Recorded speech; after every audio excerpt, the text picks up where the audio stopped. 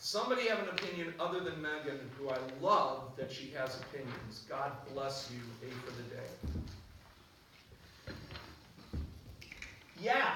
I feel like for at letter D, when like it's like the choir that comes in, and then like around to us it's just like separately. So like I feel like D is like power comes in. Right. See, that wasn't so bad. Look, at letter D, what's different? Well, the motive is carried by all four voices at the same time. Is that true with for unto us? No. Is that true with and the government? No. No, it's a tutti motive. Everybody plays. That's very good.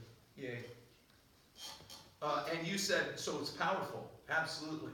Isn't there automatically power if it's tutti? Right? Okay. So we know that that's going to be the big bad one, the loud one. Okay, compare the first theme and the government theme for me. Yo. Yeah, I guess the government one kind of seems more courtly with those like dotted ones, but More what? like Courtly. Yeah. More pompous. Yeah. What did we talk about with dotted figures earlier this semester? Royalty. Thank you, A for the day. Remember I talked to you about royalty and the French overture and Louis and Louis the 14th, right? So this, and the government shall be. Why would Handel use a dotted figure for government? Maybe because like people in the government are higher up. Right, and what kind of government would there have been? The two. What? Parliament? Well, there was a parliament, but it was a monarchy. Monarchy. So it's all king, right? The government is the king. The king is the dotted figures. See? There's always a reason. You just have to go and seek it out. So you think that the dotted figure is going to be important. Can you imagine that really crappy, sloppy singers would sing, and the government shall be upon, which is really triplets, right? And the government, don't you think? Singers are lazy, right? But it isn't. It's, and the government shall be upon his shoulder. Those 16th notes have to be very accurate and very aggressive. In fact, rule of thumb, short notes will get lost. Long notes have weight because they're long notes. Do you remember the word that I taught you early in the semester? What? No, you're so close though. Starts with A. Agagic. Agagic. You remember the word agagic? A long note, maybe you don't. You're all looking at me like I'm talking weird, but I know I mentioned this word. Agagic means that a long note gets stressed because it's a long note. So in dotted 8th, 16th, the dotted 8th will have more stress because it's longer.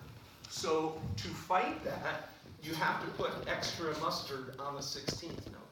And the government shall be up as opposed to, and the government shall be, you hear the difference? That's not what the figure is. And the government shall be upon his shoulder. I would argue that the first motive is melodic. Second motive is rhythmic. Third motive is textural. It's everybody sing, right? So as a conductor, you are going to, in this movement, vary between those three.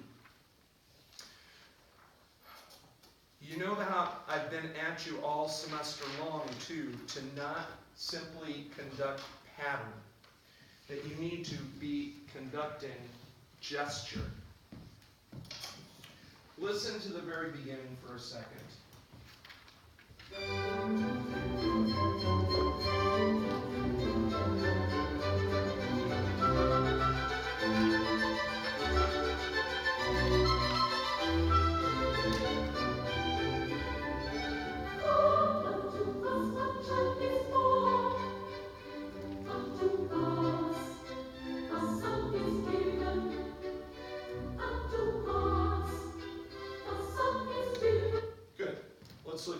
first four measures. Is the first measure important? Yeah, of course it is. Is the second measure important? Is the second measure important? Yeah, it is. Why? Second violins. What does the second violins have? Oh, they have the theme, don't they? Right?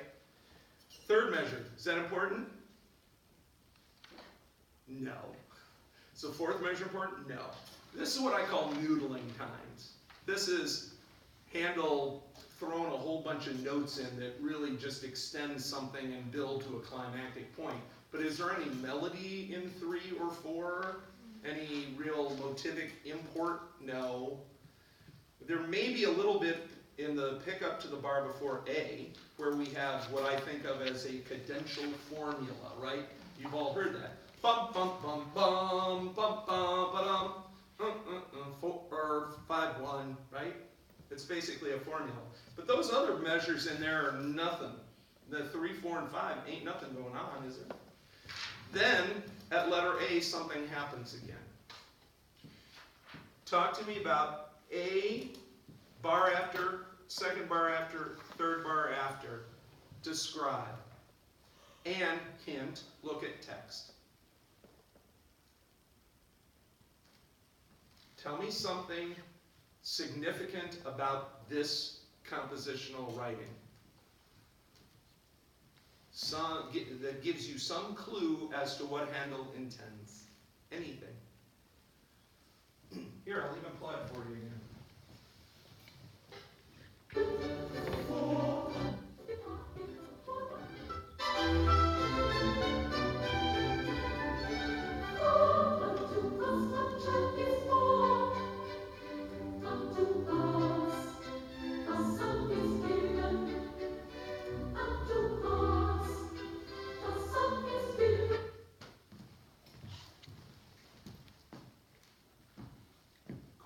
Say something.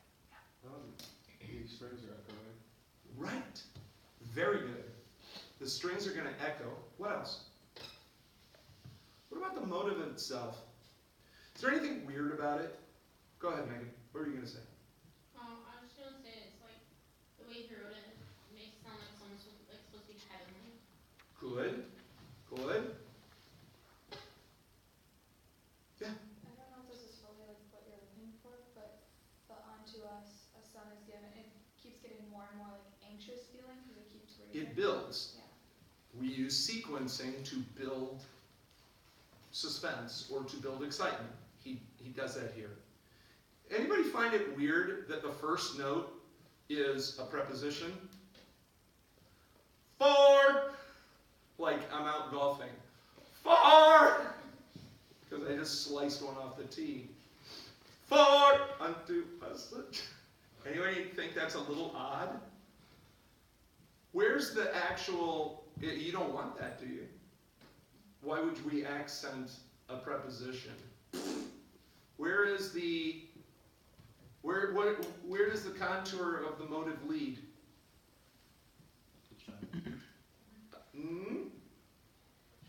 What? Born. For unto us a child is born. Why didn't he write, for unto us a child is born? He could have, right? The note, the B, would fit on the downbeat. But he writes, born. What does that do? It gives it an articulation, right? It's like a written out grace note, isn't it? It's a reverse psi motive. He's pointing that out. He's saying that's the word. For unto us a child is born. And then, does he focus on the bornness? No. He says, unto us a son is given. Not a son is presented. Not a son is thrown. A son is given. Unto us a son is given. Okay? Think about what that text means. This is not the all-powerful, omnipotent God that is hammering at you for your sinfulness. This is God giving you a Christmas gift, theologically speaking, right? For unto us a son is born. Unto us a son is given. Unto us a son is given? You said heavenly. Shouldn't it also be almost really us? But we suck, right? Because we're humans. We suck.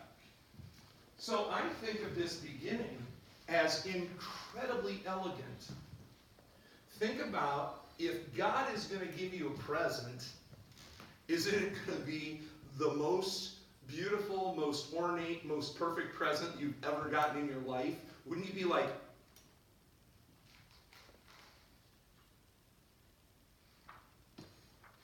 for unto us a child is born. Oh my gosh. Unto us, don't tell anybody, a son is given. I don't want you to know. Unto us, because it's for me. A son is given. Unto us, a son is given. Those word stresses are very important. So if you come up here and you do, for unto us a child is born, I'll be like, F. Okay? Let me show you how this could go from the beginning. I'm going to do three things.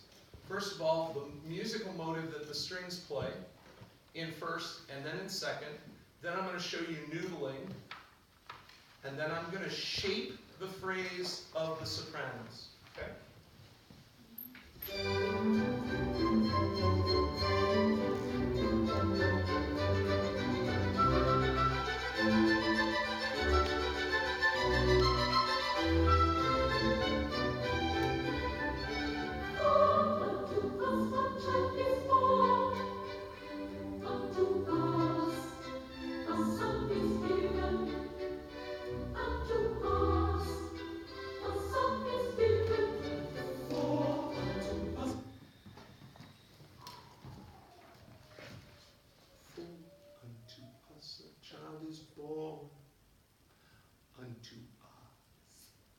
I like doing that S. You know why? Because sopranos can be lackadaisical. And they'll do unto us. And you don't want that. Unto us a son is given. Can you do a little given? Can you place that? Right? Now you can't do everything, right? If I try and do full unto us a child is bum bum bum bum, then that gets too much, doesn't it? Right? So you have to make a choice, and you can do either. I think because it's the very first time, I would stay with the main theme. By the way, for this, I should have said this, violin, violin, viola, cello, bass, soprano 1, or sopranos, altos, tenors, basses. You know this strip of molding right here? You ought to aim your tenors and basses up there. Because they'll be on risers, won't they? Right? And those of you who were here when we had Drake Choir here, their heads would have been up there, wouldn't they? Easy. So, for unto us a child, for, up there. Okay? Work on your directionality. Basses. Why? Why is it S-A-T-B and not S-A-T-B? Why do I do it that way? The sopranos and the basses tend to be paired together in music, and the altos and tenors. Sopranos have the melody more than any other part. Basses have the roots of the chords more than any other part. You want those to line up harmonically, don't you? So I always do it that way. Question? Huh? Okay. So, for unto us a child is born, unto us a son is given. Am I conducting every beat? Nope. A son is given, for unto us a child, for unto us a... Now here, when the tenors come in, you've got to do a little work with them, and then you've got to do a little work with the sopranos. Now, as we go from page 48 to 49, what part or parts have the most stuff going on?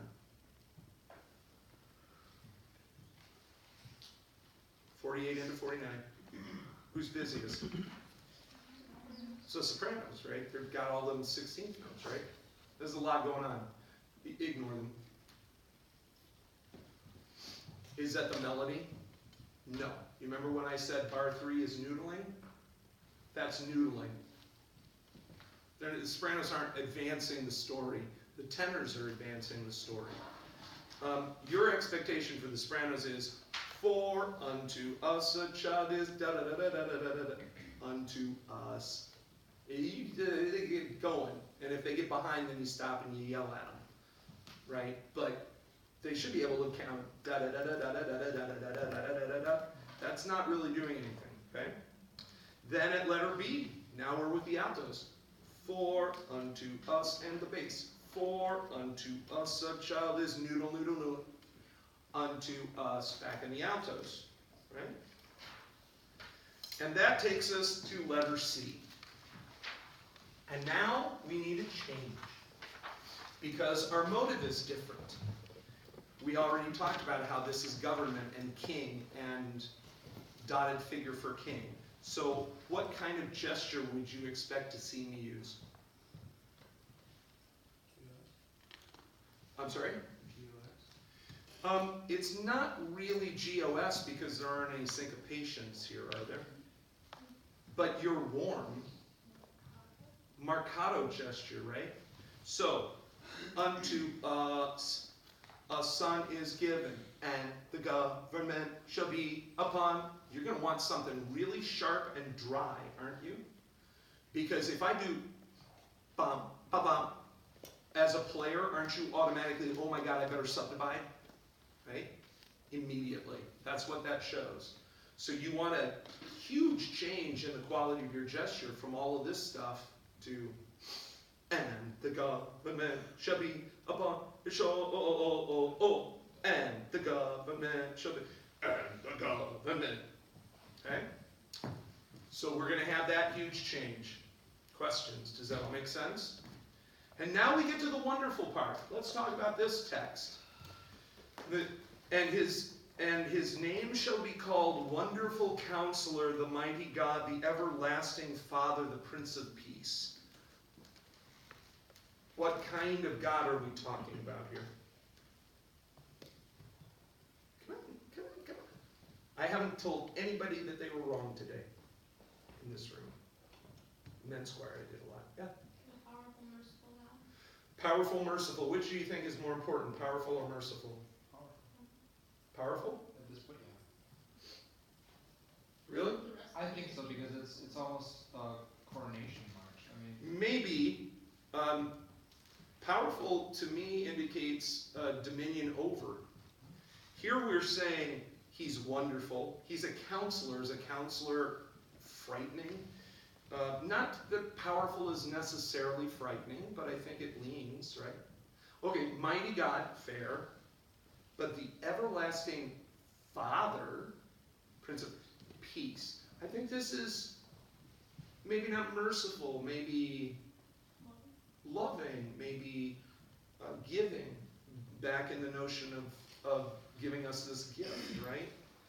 So is it going to be wonderful counsel? Now that's powerful, right? But I don't think it is it? It's wonderful, and that W in our language. Wonderful, right? That's going to sound great if you get the choir to do that. So what kind of gesture do you want here then? See, these are the thinks that you have to be thinkings. What kind of gesture is it going to be? Wonderful. Just Bob, can I just do this? This would be great. I could stand for this way, please. Or is it gonna be like when you're giving just like, Yeah, I think so. Name shall be called Wonderful Counselor, right? Do we need wonderful? No. It's wonderful Counselor. Then it's the mighty God. And here, Caleb, is where we want your GOS. Wonderful Counselor, the mighty God, the everlasting Father, the Prince of Peace. And I'm a very big fan of decrescendo on Prince of because you're clearing the way for what's coming next, which is the first theme again, right? Make sense? How are we doing? Would you like to see that much? And then we'll talk a little more.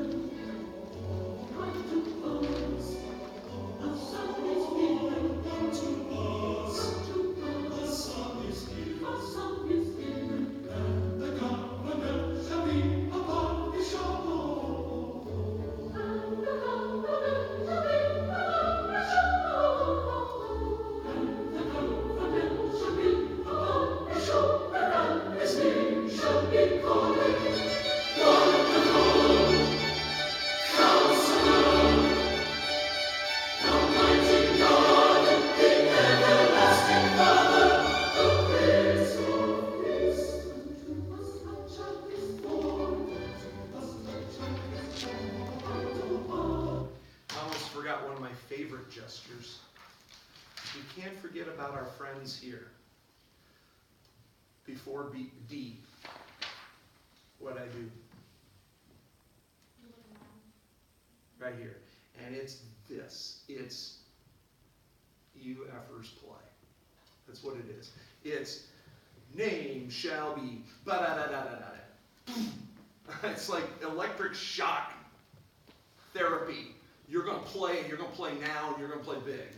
It shouldn't be this. Name shall be, and that's not what it is. You're asking them as string players to, I'm going to pick up all of the energy in the room, and I'm going to drive it into the next downbeat. That's what you want. So it needs to be something forceful. Name shall be, ba-da-da-da-da-da, wonderful. Okay? Did I stay in pattern every moment? Did it matter? Does it matter? Can they count to 4? I hope. Okay. The quality of the gesture is everything. Okay? These are the basics. The rest of the piece is basically nothing but what we've already done. It's just different cues, different places. There are a couple of little things. Going forward from where we stopped, you have an alto cue, you have a tenor cue. The next page, this is 52, you've got an alto cue. But now, notice that the sopranos at 41, do they come in the same way that everybody else does on that motive? How different, Becky Pink, who's nodding her head no? You come in on 2? Right, as opposed to 1? or, right, well,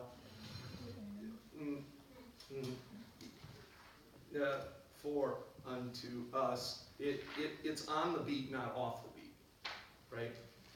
1, unto us the child is born, unto us, right? So it's a different rhythmic gesture there, right? So you probably want to mark that at measure 41 and 42, soprano and bass. Now we're back to our altos with the second theme. And then at the top of the next page, we're going to probably cue the tenors and sopranos in 47, and then maybe the basses and altos on the 4th beat. And then we're going to flip off the first violins, and we're coming into Wonderful again. And at the bottom of this page, it's the tenors, and then it's the sopranos, and then at the top of the next page, it's the basses, and it's the altos and the basses. And then it's the altos and the soprano tenor together at 59.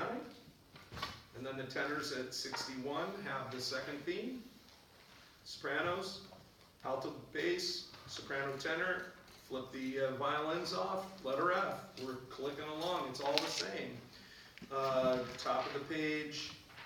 I would say that at measure 73, the basses have just sung unto us, for unto us. We haven't really heard for unto us a child is born very much after the very beginning, have we? I mean, after we come back, it's always unto us a child is, but the for is not there. So that entrance is kind of, hey, remember back at the beginning of this movement? Hey, that's what that is. So you probably want to make something out of that. Measure 79, you've got the sopranos on 4 and then altos on 2 in the next measure and the basses.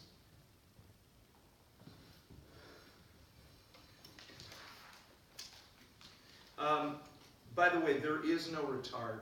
There should not be a retard on page 58. The everlasting Father, the Prince of Peace. And I will tell you from experience that you want to have something like this on peace at measure 92 and then cut off on the downbeat because singers can't count to 3. And they'll sing peace, the Prince of Peace, and give a strong cutoff for the singers who won't count. And then at the end, there is a retard, and it's kind of cute. I'll show you the end. Shall we just pick up from where we left off? It should be page 51 after letter D.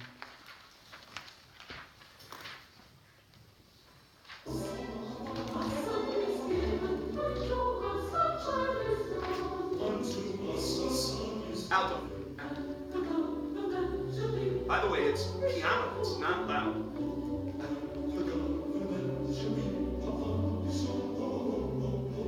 And his name shall be called Wonderful Counselor, the mighty God, the everlasting Father, the Prince of Peace.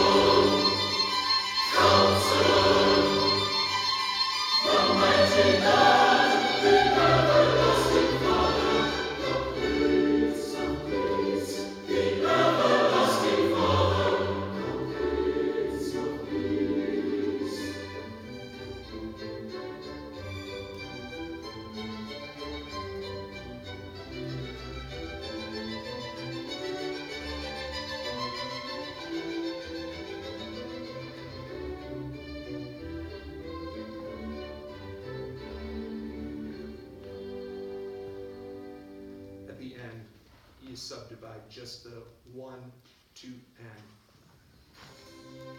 And that's just a nice little thing for the orchestra. Did you see what I did with the orchestra there at the end?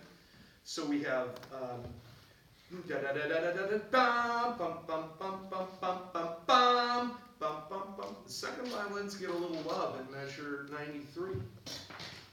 Notice that in 92, the violin ones have the theme, and then the second violins do it up an octave, the next bar. That's worth something for the poor seconds that never get any love. Give them a little love there. And then I like to play with the bottom parts at like 95. Boom, boom, boom, boom, boom.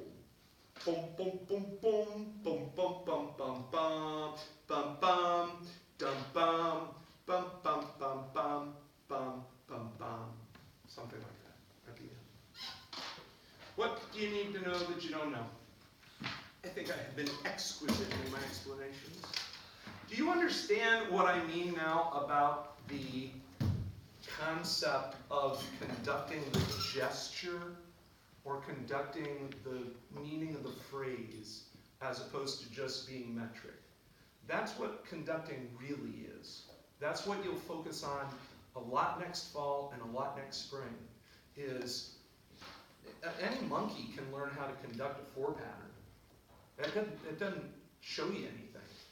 Where is the music? Where does the music lie? In choral music, we'll take it next semester from the standpoint of text drives everything.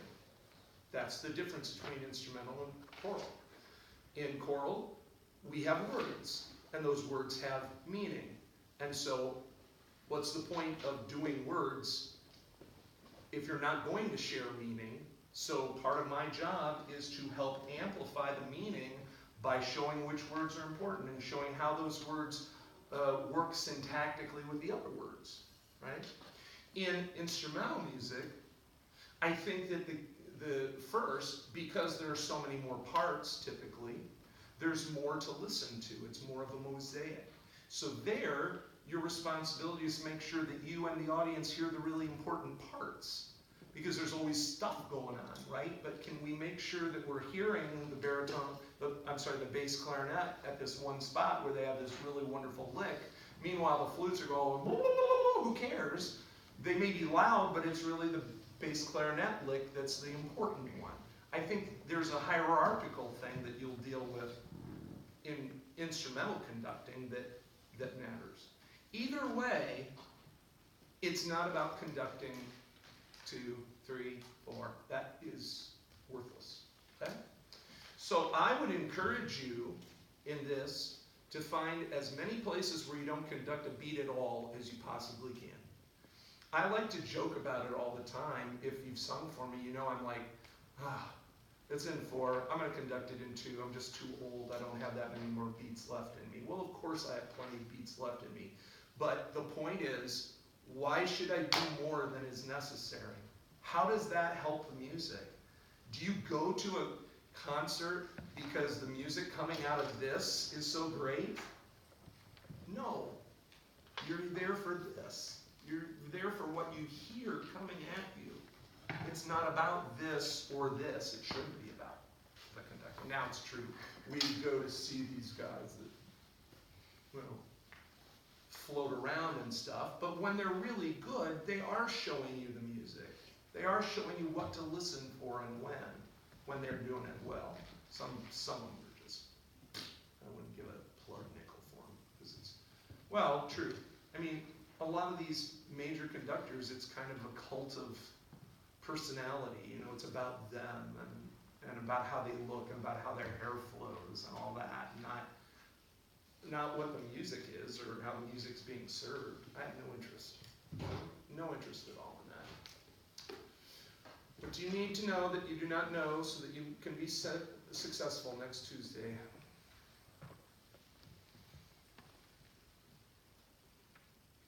Done. Bye. That's all I got.